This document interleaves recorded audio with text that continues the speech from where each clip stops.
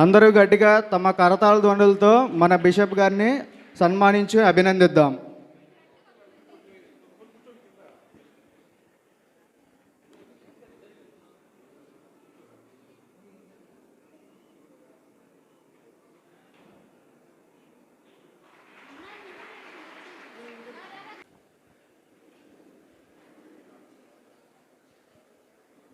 Youth director గారైన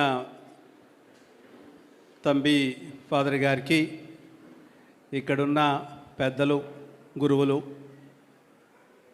Vijayaraj father గారు, Anil father గారు,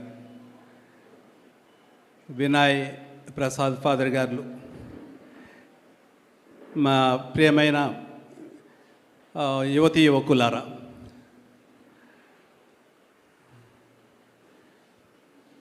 ప్రతిసారి మన యూత్ డైరెక్టర్ గారు తంబి ఫాదర్ గారు నా దగ్గరకు వచ్చి మన యూత్ని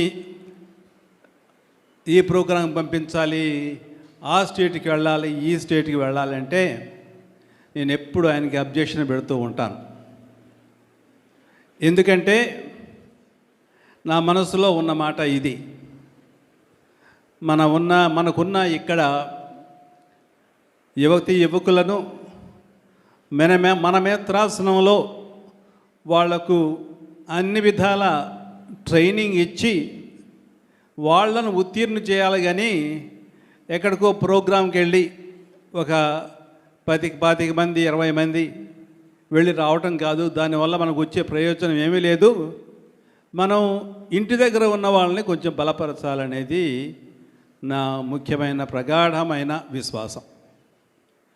ఎందుకంటే మొట్టమొదట ఇల్లును బాగు చేసి ఏం చేయాలి, తర్వాత ఇల్లును బాగు చేసి పట్టణాన్ని బాగు చేయమన్నారు. కాబట్టి మొట్టమొదట ఇంటిని బాగు చేసుకోవాలి మనం. అందుకని ఒకసారి ఫాదర్ గారికి నేను కోపం రప్పిస్తూ ఉంటాను. నేను ససేమిరా ఒప్పుకోను. కానీ ఇలా ఉంటే మనకి మన ఫార్మేషన్, మన విద్యార్థులకు, మన యువతీ యువకులకు మన మేత్రాసనంలో చక్కగా ఇటువంటి సదస్సులు నిర్వహించి వాళ్ళను ఇంకా మంచి క్రైస్తవులుగా తీర్చిదిద్దటం, వాళ్ళకి మంచి విలువలు నేర్పడం అంటే ఎప్పుడు నేను దానికి సహకరిస్తున్నానే ఉన్నాను. బహుశా చాలా మేత్రాసనం కంటే మన మేత్రాసనంలో యూత్ డైరెక్టర్ బాగా పనిచేస్తున్నారు. ఎందుకంటే నేను గొప్పలు చెప్పుకోవడం లేదు, నిజం, ఇది వాస్తవమే. ఎందుకంటే నేను యూత్ డైరెక్టర్గా ఎవరినన్నా నామినేట్ చేయవలసి వచ్చినప్పుడు నాకు ఒక చదువు మీద విశ్వాసం ఉంది. ప్రతిదానికి ఈ రోజుల్లో స్పెషలైజేషన్ అంటారు.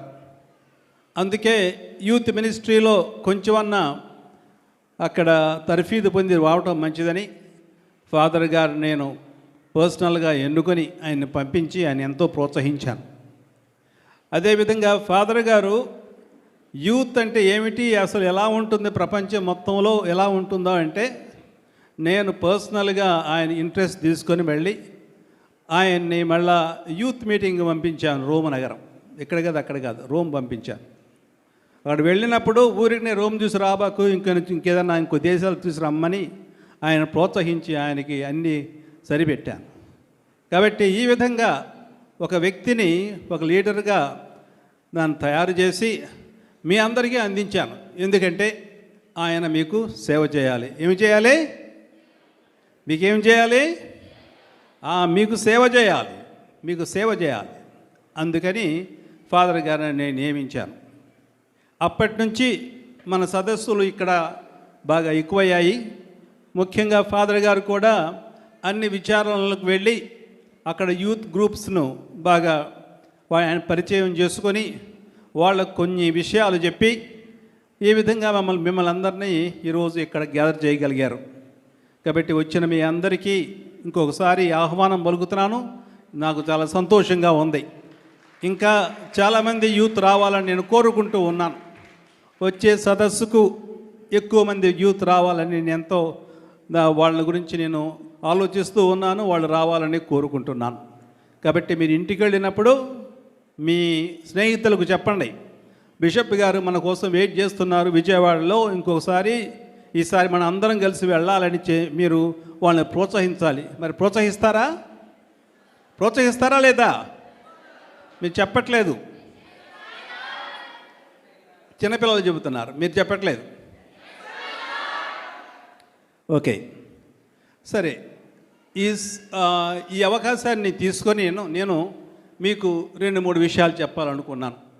అది మీకు ఉపయోగపడుతుందని భావిస్తూ ఈ 4 ముక్కలు చెబుతాను. మొదటిగా, మీరందరూ చదువుకుంటున్నారని భావిస్తున్నాను. చదువుకుంటున్నారా అందరూ? కొందరు పని చేస్తున్నారు కదా. సరే, ప్రతి వాళ్ళలో మనందరికీ సక్సెస్ గ్రాఫ్ అని ఉంటుంది. Success graph. నీ సక్సెస్ గ్రాఫ్ పైకి వెళుతుందా, ఆగిపోయిందా? చెప్పండి. ఇటు చూస్తున్నారు మీరు. నేను చెప్పు, మా సక్సెస్ గ్రాఫ్ అంటే అర్థమైంది ఏంటో. సక్సెస్ గ్రాఫ్ అంటే నేను అభివృద్ధి పదంలో నడుస్తున్నానా, లేకుంటే నా అభివృద్ధి పదం దిగిపోతుందా? పెరుగుతుందా, దిగుతుందా? నిజంగా పెరుగుతుందా? సరే, కానీ అందరికి కాదు, నాకు తెలుసు అది. అయితే ఇది ఆగిపోతే మన జీవితంలో మనకు 6 గోడలు ఉంటాయి. 6 గోడల్ని మనం బద్దలు కొట్టాలి. మనకి టాలెంట్ ఉంది, అందరికీ కష్టపడే తత్వం కూడా ఉంటుంది. అయినా ఎక్కడో ఏదో ఒక్కోసారి అడ్డు తగులుతూ ఉంటుంది. ఈ అడ్డు తగిలే విషయాలను మీరు ఎప్పుడైనా మీ జీవితంలో గమనించే ఉంటారు. బయట ఉన్న శత్రువుల కంటే మన లోపల ఉన్న శత్రువులే మనల్ని దెబ్బతీస్తూ ఉంటాయి. అంటే మనకున్న కొన్ని లక్షణాలు అవి మనల్ని దెబ్బతీస్తూ ఉంటాయి. అవి మనల్ని ఎదగకుండా ఎప్పుడు అడ్డుపడుతూ ఉంటాయి. అందుకే వీటిని మనం సరిగా గుర్తించాలి. ఏమిటి ఈ విషయాలు నన్ను ముందుకు సాగనీయకుండా చేస్తున్నాయని. అవి ఏమిటంటే, మొదటిది, ఇప్పటి నుంచి మీరు తెలుసుకోవాలి, ఇది కోపం. కొంతమందికి కోపం ఎక్కడుంటుంది చెప్పండి? కొంతమందికి కోపం ఎక్కువ ఉంటుంది, ముక్కు మీద ఉంటుంది. నొసల మీద కాదు, ముక్కు మీద ఉంటుంది. తర్వాత కొందరికి అతి సంతోషం అంటే ఒకసారి పాస్ అయ్యారనుకోండి ఎగ్జాము, వాళ్ళు గాలిలో తేలిపోతూ ఉంటారు. అంత అవసరం లేదు. ఓకేనా? అంత అవసరం లేదు. మళ్ళీ నెక్స్ట్ పరీక్ష మళ్ళీ ఉంది. సరేనా? మూడవది అహంకారం. నన్ను ఎవడేం చేస్తాడు అని ఒక ధీమా అన్నమాట. నాలుగవది అసంతృప్తి. ఎంతిచ్చినా ఎన్నిచ్చినా ఆ మనిషికి తృప్తి ఉండదు, అసంతృప్తి. తరువాత మొండితనం.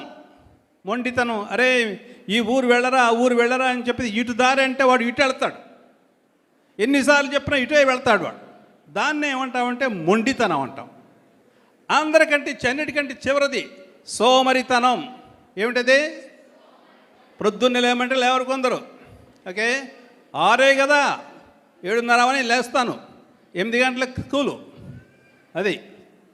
అది కాదు ఏమంటారు? సోమరితనం. కాబట్టి ఈ 6 లక్షణాలుంటే నువ్వు ఎంత మేధావైనా అవ్వచ్చు, ఓడిపోవటం మటుకు తథ్యం అనుకో. ఓడిపోవటం మటుకు తథ్యం, గ్యారంటీ ఇస్తున్నాను. ఈ 6 పాయింట్లు మన బిహేవియర్ స్కిల్స్ని ఎలా కంట్రోల్ చేస్తున్నాయో మనం తెలుసుకోవాలి. మొదటిది ఈగో మేనేజ్మెంట్. మనకు కోపం వచ్చిందనుకోండి, ఏం జరుగుతుంది? కోపం వచ్చినప్పుడు మన లాజికల్ థింకింగ్ ఆగిపోతుందన్నమాట. మనం ఆలోచన విధానం ఆగిపోతుంది అలా కోపం వచ్చినప్పుడు. తర్వాత గర్వం వస్తే నాకు అన్నీ తెలుసు అని భ్రమలో పడిపోయి మనం ఏం చేస్తాం? క్రొత్త విషయాలు నేర్చుకోవటం ఆపివేస్తాం. అదేవిధంగా ఒక లీడర్కి మన జీవితంలో నువ్వు ఒక లీడర్ కావాలంటే కోపం అధికమవుతాదులో ఉంటే నీ టీం అంతా చెల్లా చెదరైపోతుంది, నువ్వు ఏ పని చేయలేవు. కనుక నేను చెప్పే ఒక విషయం చూడండి, అందరూ నన్ను వినండి, దయచేసి వినండి. కోపం తగ్గించుకోవాలి. జీవితంలో నువ్వు సక్సెస్ కావాలంటే, నీకు కావాలంటే ఏం తగ్గించుకోవాలి? కోపం తగ్గించుకోవాలి. కోపానికి ఆపోజిట్ ఏంట్రా? మంచి గట్టిగా చెప్పమ్మా. శాంతం. శాంత స్వభావం అలవర్చుకోవాలి. నువ్వు శాంత స్వభావం అలవర్చుకుంటే నువ్వు ఎవరు నేను చేతగాని వాడే ఒకసారి అంటారు కొందరు, కానీ శాంత స్వభావం చాలా మంచిది. అందుమూలంగా నీ మనసు బాగా ఉంటుంది, నీ పని బాగా చేయగలవు. అందుకే లీడర్ అనేవాడికి ఎవరైనా జీవితంలో కొంచెం సక్సెస్ అనేది సాధించాలనే వాడికి కోపం తగ్గిపోవాలి, దానికి బదులు శాంతం ఉండాలి మనిషిలో.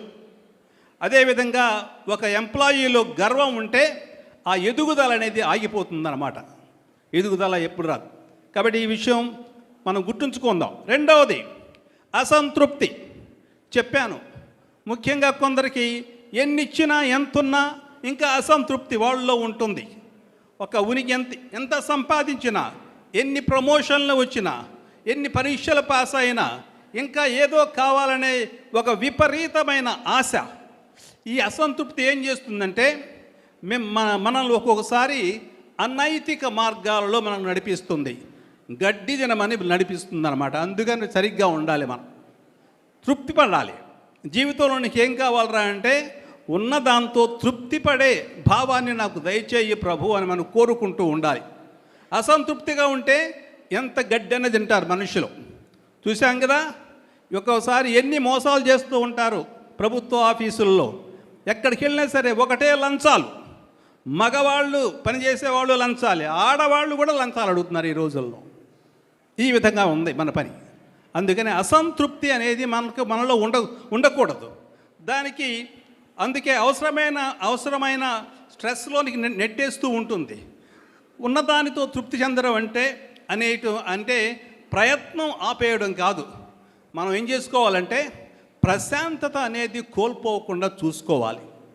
ప్రశాంతత మనం ఎప్పుడు కంపేర్ చేసుకుంటూ ఉంటాం. చూడండి, వాళ్ళ ఇంట్లో ఏముంది, నా ఇంట్లో లేదు. వాళ్ళకి కారు ఉంది, నాకు కారు లేదు. వాళ్ళకి బైక్ ఉంది, కారు లేదు. వాళ్ళకి బైకు కారు ఉంది, నాకు కారు ఒక్కటే ఉంది. చూడండి, వాళ్ళకి పెద్ద ఇల్లు ఉంది, నాకు చిన్న ఇల్లే ఉంది. వాళ్ళకి 3 బెడ్రూమ్ హౌస్ ఉంది, నాకు 2 బెడ్రూమ్ హౌసే ఉంది. లేకుంటే వాడికి ప్రమోషన్ వచ్చింది, నాకు ప్రమోషన్ రాలేదు. అందుకని ఈ కంపారిజన్స్ మాని మనం ఏం చేయాలంటే ఉన్నదాంతో తృప్తి పడడం నేర్చుకోవాలి. ఆ ఉన్నదాంతో తృప్తి పడినప్పుడు మనలో ప్రశాంతత అనేది అప్పుడు అది తోడవుతుంది. ఆ విషయం గుర్తుంచుకుందాం. ఇది ఇంకా ఒక ముఖ్యమైన విషయం. మీరందరూ చాలామంది స్టూడెంట్స్ కాబట్టి, చాలామంది పనులు చేస్తున్నారు కాబట్టి వాయిదా వేయడం. కొందరు ఒకటే వాయిదాలు వేస్తూ ఉంటారు. చదువుకుందాం, వచ్చే వారం పరీక్షలు, ఇంకా 4 రోజులు ఉన్నాయి చూద్దాంలే, వాయిదా వేయడం. లెగరా అంటే వాయిదా వేయడం, భోంచేయరా అంటే వాయిదా వేయడం. పదాక టైం ఎక్కడ గడుపుతూ ఉంటారు? Screen time. ఈయన మధ్యన పాపు గారు ఒక విశ్వలేఖ రాశారు. ఆ విశ్వలేఖలో మగ్నిఫికా ఉమానితాస్, మ్యాగ్నిఫిసెంట్ హ్యుమానిటీ అని పెంచి ఒక లేఖ రాశారు. అందులో ఆయన చెప్పేది ఇదే. చిన్నపిల్లలకి యువకులకు చెప్పండి అన్నారు. బిషప్లకు ఉత్తరం రాసి చెప్పారన్నమాట. చిన్నపిల్లలకు యువకులకు కుటుంబాలకు చెప్పండి. అక్కడ అందరూ స్క్రీన్ టైం తగ్గించమని చెప్పండి అంటున్నారు. స్క్రీన్ టైం ఈరోజు మిమ్మల్ని అడగండి, మీరు అడుక్కోవాలి. ఈరోజు నీ జీవితంలో డైలీ జీవితంలో స్క్రీన్ టైం ఎంత ఉంటుంది నీకు? 3 గంటలా, 4 గంటలా, 5 గంటలా? 5 గంటలా, 6 గంటలా? అర్ధ గంట ఎక్కువ ఉండకూడదు, చాలు. మిగిలినంత వేస్టే. అందుకని ఈరోజు మనం వాయిదా వేయటంలోకి, ఇలా టైం వేస్ట్ చేయడంలోకి చాలా రిలేషన్ ఉంది. మామూలుగా మనకి చాలామందిని డిస్ట్రాక్ట్ చేసే విషయం ఏమిటంటే ఈరోజు ఈ రీల్స్ చూస్తూ చేయవలసిన పనిని వాయిదా వేయడం జరుగుతుంది. అందుకే ఒక పురుష లక్షణం వాయిదా వేయటం ఒక మంచి వ్యక్తి యొక్క లక్షణం కాదు. అందుకే మీ దగ్గర ఒక అద్భుతమైన ఐడియా ఉంటుంది, కానీ సోమరితనం దానికి తోడైతే దాని విలువ 0, పెద్ద 0. మీ లోపల ఉన్న ఈ 6 శత్రువులను ఈరోజు మీరు కొంచెం చెక్ చేసుకోవాలి. ఏమిటి ఆ 6 శత్రువులు? కోపం, అతి సంతోషం, అహంకారం, అసంతృప్తి, మొండితనం, సోమరితనం. ఈ 6 లక్షణాలు మనలో ఉంటే మనం ముందుకు సాగడం చాలా కష్టం. అందుకని మీలాంటి యువకులు ఈ విషయాల్ని గుర్తుంచుకోవాలి. రేపు చేద్దాంలే ఈ ఒక్క మాట ఎంతో గొప్ప అంశాలను దూరం చేస్తుందో మనకు తెలుసు. మనం రేపు అనుకుంటాం, కానీ ఆ రేపు ఎప్పటికీ రాదు. మనలో చాలామందికి మన పనులను వాయిదా వేయటం అలవాటుగా మారిపోయింది. కానీ ఈ వాయిదా వేసే ధోరణి మనల్ని పతనం వైపు నడిపిస్తుంది. అదంతా మనల్ని డిస్ట్రాయ్ చేస్తుందన్నమాట. మృత్యువు మన కోసం ఆగదు. మృత్యు అంటే కాలం మన కోసం ఆగదు. మనం పనిని ఎందుకు వాయిదా వేయాలి? వాయిదా పద్ధతిని వేయడమని అందరు పెద్దలు చెబుతూ వచ్చారు మనకు. రేపు చేయవలసిన పనిని ఈరోజే చేయి, మధ్యాహ్నం చేయవలసిన పనిని ఉదయమే చేయి. ఎందుకంటే కాలం చాలా క్రూరమైనది. ఒకసారి వెళ్ళిపోయిన కాలం తిరిగి రాదు. నువ్వు నీ పని పూర్తి చేసావా లేదా అని, బాధ్యతను పూర్తి చేసావా లేదా అని అన్నది అది సమయం చూడదు. సమయం రాగానే తన పనిని తాను చేసుకుపోతూనే ఉంటుంది. కాబట్టి సమయం మన కోసం ఆగదు. కాబట్టి సమయాన్ని మనం సరిగ్గా యూటిలైజ్ చేసుకుంటూ ఉండాలి. ముఖ్యంగా మన తరం తరచుగా దీన్ని ఏమంటారంటే ప్రోకాస్టినేషన్ అంటారు. ప్రోకాస్టినేషన్ అంటే వాయిదా వేయడం. ఇది నేటి యువతను వేధిస్తున్న ఒక పెద్ద సమస్య అనేది ఎవరికి చుట్టం కాదు. మనం ఒక పనిని వాయిదా వేస్తున్నామంటే ఆ పనిని పూర్తి చేసే శక్తిని, అవకాశాన్ని వదులుకుంటామని అర్థం. ఎందుకని నువ్వు ఆ పని చేయటం లేదు, ఎందుకని ఆ ప్రాజెక్ట్ ఇంకా అయిపోలేదు అంటే నీకు చేత కాదు అనే అర్థం. లేకుంటే నీకు ఉన్న శక్తిని నీవు వినియోగించడం లేదు అనే అర్థం. రేపు మన ఆరోగ్యం ఎలా ఉంటుందో, పరిస్థితులు ఎలా ఉంటాయో ఎవరికీ తెలియదు. రేపటి పనిని ఈరోజే పూర్తి చేయడం వల్ల మనకేం జరుగుతుందంటే మనసుకు ప్రశాంతత లభిస్తుంది. మనసుకి ప్రశాంతత లభిస్తుంది. చివరి నిమిషంలో పరిగెత్తే అవసరం ఉండదు. ఎంతమంది చివరి నిమిషంలో పరిగెత్తు ఉంటారు మీలో చెప్పండి? చివరి నిమిషంలో మీరు ఎంతమంది పరిగెత్తు ఉంటారు? చివరి నిమిషంలో చేతులు ఎత్తండి. నిజంగా సిన్సియర్గా చేతులు ఎత్తండి. చాలా చేతులు ఉన్నాయి. చివరి నిమిషంలో ఎవరు పరిగెత్తకూడదురా, కూర్చోవాలి. మనకు ప్రశాంతంగా వెళ్ళాలి. ప్రశాంతంగా వెళితే చెమట పట్టదు, హాయిగా కూర్చొని పరీక్షలు రాసుకోవచ్చు. కాబట్టి చివరి నిమిషంలో పరిగెత్తే అవసరం ఉండదు. ఇది మీ పనిలో నాణ్యతను పెంచుతుంది. ఎప్పుడైతే మనం సకాలంలో పని చేస్తూ ఉంటామో ఆ పని నాణ్యతను పెంచుతుంది. అప్పుడు మనకు ఒత్తిడి కూడా తగ్గుతుంది. కాబట్టి ఇప్పుడు మృత్యు అంటే కేవలం ప్రాణం పోవడం కాదు. ఇక్కడ మృత్యు అంటే కాలం ముగిసిపోవడం. కాలం మన కోసం ఆగదు. కాబట్టి ఉన్న కాలాన్ని మనం వ్యర్థం చేసుకోకుండా ఆ కాలాన్ని మనం వినియోగించాలి. అదేవిధంగా ఒక డెడ్ లైన్ దాటిపోతే ఆ పనిని చేసినా ఫలితం ఉండదు. డెడ్ లైన్ అయిపోయిందనుకోండి, నువ్వేం పని చేయలేదు. డెడ్ లైన్ 30th జూన్ అని చెప్పారు డెడ్ లైన్. ఆ రోజు నుండి పరీక్ష రాయాలి. కానీ ఆ డెడ్ లైన్ ముగిసిన తర్వాత నేను 5th జూలై పరీక్ష రాస్తానంటే కుదరదు. కాబట్టి ఆ గడువు ముగిసిపోయిన తర్వాత నువ్వు చేయాలంటే కావాలని ఎంత నువ్వు అనుకున్నా సరే, ఎంత పెద్ద కోరిక ఉన్నా సరే అది ఫలించదు. కాబట్టి సమయం లేదు మిత్రమా అన్నది కేవలం ఒక సినిమా డైలాగ్ కాదు, ఇది జీవిత సత్యం. మీరు సాధించాలనుకున్న లక్ష్యం ఏదైనా, అది చదువు కావచ్చు, వ్యాపారం కావచ్చు, లేదా ఎవరికైనా చెప్పవలసిన కృతజ్ఞత కావచ్చు. చూడండి, ఒకసారి చాలాసార్లు మనం ఎవరికో కృతజ్ఞతలు చెప్పడం మర్చిపోయి ఉంటాం. ఎవరో నీకు మంచి పని చేసి పెట్టారు, ఒక మంచి ఫేవర్ చేసి పెట్టారు, నువ్వు వెళ్ళి వాళ్ళకి థ్యాంక్స్ చెప్పడం మర్చిపోయావు. తర్వాత ఒక వారం గడుస్తుంది, నెల గడుస్తుంది, సంవత్సరం గడుస్తుంది, నీకు ఇంకా టైం రాలేదు. అతను మటుకు గుర్తుంచుకుంటాడు, అరే వాళ్ళకి ఇంత పెద్ద పని చేసి పెట్టామే, ఒక్కడు కూడా రాలేదు ఆ ఊరు వాళ్ళ ఫ్యామిలీ నుంచి, ఒక్కళ్ళు కూడా మనకు థ్యాంక్స్ చెప్పలేదే, ఏమైపోయారు వాళ్ళు అని ఒకసారి మనల్ని ఆలోచించినప్పుడు వాళ్ళు బహుశా నెక్స్ట్ టైం మనం చూసినప్పుడు వాళ్ళు ముభావంగా ఉంటారు. కాబట్టి దాన్ని కూడా మనం ఎప్పుడూ వాయిదా వేయకూడదు. ఇతరులకి ఎవరికైనా కృతజ్ఞత చెప్పాల్సి వచ్చినప్పుడు మర్చిపోతే ఏదో విధంగా వెంటనే పని చూసుకొని ఏదో విధంగా టైం చేసుకొని వెళ్ళి వాళ్ళకి కృతజ్ఞతలు చెబుతూ ఉండాలి. అందుకై ఇటువంటి వాటిని రేపటి కోసం మనం దాచవద్దు, గుర్తుంచుకోవాలి ఎప్పుడు. విజేతలు పనులను ముగించేవాళ్ళు. విజేతలు ఎవరు? గెలిచేవాళ్ళు ఎవరు? పనులను ముగించేవాళ్ళు. పరాజితులు, ఓడిపోయే వాళ్ళు ఎవరు? పనులను వాయిదా వేసేవాళ్ళు. అర్థమైందా? విజేతలు ఎవరు? పనులను, అందరూ చెప్పాలరా, నేను టీచర్ని, వదిలిపెట్టను మిమ్మల్ని. విజేతలు ఎవరు? పనులను ముగించేవాళ్ళు. చెప్పండి. అదే. పరాజితులు ఎవరు? ఓడిపోయిన వాళ్ళు ఎవరు? వెధవలు. చెప్పండి. వాయిదా వేసేవాళ్ళు. కాబట్టి ఈ విషయం గుర్తుంచుకుందాం. పనులను ముగించేవాళ్ళు కావాలి కానీ వాయిదా వేసేవాళ్ళు కాదు. వాయిదా వేసేవాళ్ళు ఉంటే మన సంఘం పాడైపోతుంది, మన దేశం కూడా పాడైపోతుంది. అందుకని ఈ విషయాన్ని మీరు గుర్తుంచుకుంటారని, ఈ 2 మంచి మాటలు చెప్పానని నేను భావిస్తూ, నాకు ఇచ్చిన అవకాశానికి మిమ్మల్ని అందరినీ ఇంకొకసారి